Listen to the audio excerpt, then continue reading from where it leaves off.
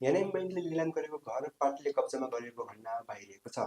कञ्चनपुरको शुक्लखडा नगरपालिका वडा नम्बर 10 का अजय विकको निलाममा गरेको घर नेत्रविक्रम चन्द विप्लव समूहको नेपाल कम्युनिस्ट पार्टीले कब्जामा लिएको कुरा बाहिर आएको हो। शुक्लखडा नगरपालिका वडा नम्बर 10 का अजय विकले 2075 सालमा 15 वर्षीय अवधिका लागि होम लोन शीर्षकमा 29.5 लाख रुपियाँ कर्जा लिएका थिए।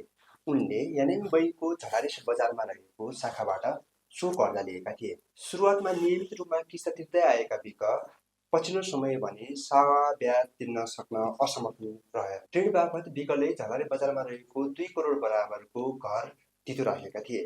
विकले सावा ब्याज तिर्न नसकेपछि 2080 साल चैतमा बैंकले उक्त घर लिलाम गरेको थियो।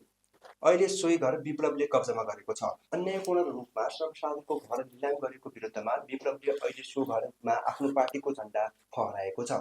विकको परिवारलाई आत्महत्या गर्न बाध्य पारेको जानकारी नदिई घर कब्जामा गरेको दाबी विप्लव समूहको छ। यस विषयमा न्यायोचित रूपमा छानबिन नभएसम्म उक्त घर आफूले कब्जामा राखिराख्ने विप्लव समूहको दाबी छ। यसअघि ऋणी विकले समेत लिलामी गरेको घरमा जालसाजी र कृत्य भएको भन्दै प्रहरीमा जाहेर समेत दिएका थिए।